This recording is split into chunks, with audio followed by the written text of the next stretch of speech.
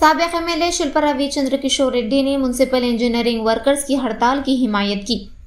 रियासत भर में म्युनिसिपल इंजीनियरिंग मुलाजिमीन अपने जायज मुतालबात के हल के लिए 9 दिन से हड़ताल पर हैं।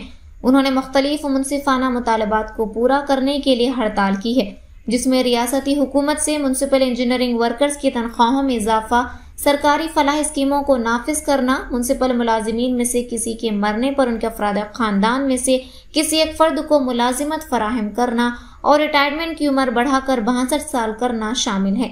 साबिक एमएलए शिल्पा रविचंद्र किशोर रेड्डी ने आज पीर को नंदियाल म्युनिसिपल ऑफिस के सामने हड़ताल करने वाले म्युनिसिपल इंजीनियरिंग वर्कर्स के लिए अपनी हिमायत का इजहार किया। उन्होंने हुकूमत पर जोर दिया कि वो म्युनिसिपल वर्कर्स के जायज मुतालबात को हल करे। उन्होंने कहा कि म्युनिसिपल इंजीनियरिंग के मुलाजिमीन को तनख्वाहें कम होने की वजह से मुश्किलात का सामना है। उनकी तनख्वाह और अलाउंसेस को बढ़ाकर 26,000 रुपए किया जाए। उन्होंने मरकजी हुकूमत को तनकीद का निशाना बनाते हुए कहा कि मरकजी हुकूमत का दावा है कि उसने रियासत में दौलत पैदा की है और माशी सूरत हाल में कोई मुश्किलात नहीं है, तो ये हुकूमत म्युनिसिपल इंजीनियरिंग वर्कर्स के मुतालबात पर तवज्जो क्यों नहीं दे रही है। उन्होंने कहा कि म्युनिसिपल वर्कर्स पिछली YSRCP हुकूमत के दौरान कभी सड़कों पर नहीं आए और न ही कभी हड़ताल पर गए, और आज म्युनिसिपल वर्कर्स अपने जायज मुतालबात को लेकर हड़ताल कर रहे हैं। उन्होंने हुकूमत से कहा कि वो हड़ताल पर जाने वाले मजदूरों के मसाइल को समझे और उन्हें हल करे। इस मौके पर म्युनिसिपल चेयरपर्सन माबुनीसा, नंदियाल जिला नायब सदर दलमेला आमिर, YSRCP नंदियाल जिला general secretary Soma Shekhar Reddy, YSRCP Nandyal जिले के तर्जुमान अनिल अमृतराज, नंदियाल जिला YSRCP कल्चरल डिपार्टमेंट के सदर PV रमना, काउंसलर आरिफ, सादिक बादशाह, साबिक काउंसलर जाकिर हुसैन नायक, जलील बादशाह और दीगर मौजूद थे। YSRCP పార్టీ తరఫున మద్దతు తెలపడం జరిగింది। అలాగే ప్రభుత్వానికి కానీ డిమాండ్ చేయడం జరుగుతుంది। ఏదైతే ఇలాంటి న్యాయమైనటువంటి కోరికల్ని వెంటనే తీర్చాలని చెప్పి కనీస వేతనం పెంచుతూ, అలాగే ప్రతి స్కీమ్స్ వీళ్ళకు వచ్చేటట్టు వాళ్ళ రేషన్ కార్డులు కానీ వచ్చేటట్టు చూడాలని చెప్పి ప్రభుత్వానికి డిమాండ్ చేయడం జరిగింది। గత YSRCP ప్రభుత్వంలో కానీ ఏదైతే జగనన్న పాటించారు, శానిటేషన్ సిబ్బంది కానీ పెంచడం జరిగింది। దాని తర్వాత అన్ని ఎలక్షన్స్ లో గెలిస్తే వీళ్ళకు రేషన్ కార్డ్స్ రెగ్యులేషన్ చేసి వీళ్ళకు వీలైన సహాయ సహకారాలు అందిస్తానని చెప్పి ఆ రోజు మాట ఇవ్వడం జరిగింది। కాకపోతే అంతేకాకుండా కూటమి ప్రభుత్వం రావడం జరిగింది। వీళ్ళని నమ్మి ఓటేసిన కూటమి ప్రభుత్వానికి ఓటేపించుకున్న తర్వాత వీళ్ళకు మోసం చేయడం జరిగింది। వీలైనంత త్వరలోనే వీళ్ళ డిమాండ్స్ పూర్తి చేయాలని చెప్పి YSRCP పార్టీ తరఫున డిమాండ్ చేస్తున్నాము। వీళ్ళు 9 రోజులు దీక్ష సమ్మె చేస్తేనే నంద్యాల మొత్తంలో ఇప్పటికే నీటి సమస్యలు కానీ మరియు లైటింగ్ సమస్యలు కానీ ఎంతో ఉన్నాయి।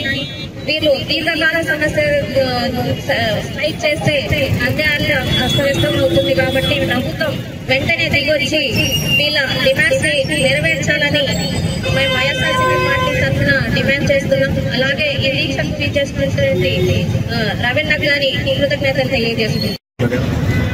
ఆ రోజు ఎక్కడైనా సరే ఒక చిన్న నీటి సమస్య ఉంది అని తెలిసిన వెంటనే అర్ధరాత్రి అయినా అపరాత్రి అయినా సరే మీరు పడేటువంటి కష్టం దగ్గర నుంచి చూసాం।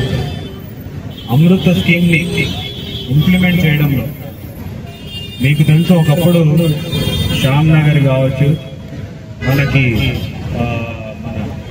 రేసింగ్ కాలనీ కావచ్చు, దేవ్ నగర్ కావచ్చు, లేకపోతే విశ్వనగర్ కావచ్చు, ఇవన్నీ కూడా సరస్వతి నగర్ కావచ్చు, ఎంత నీటి ఎద్దడి ఉండేదో మీ అందరికి తెలియదేం కానీ ఎంత ప్రెషర్ ఉండేదో।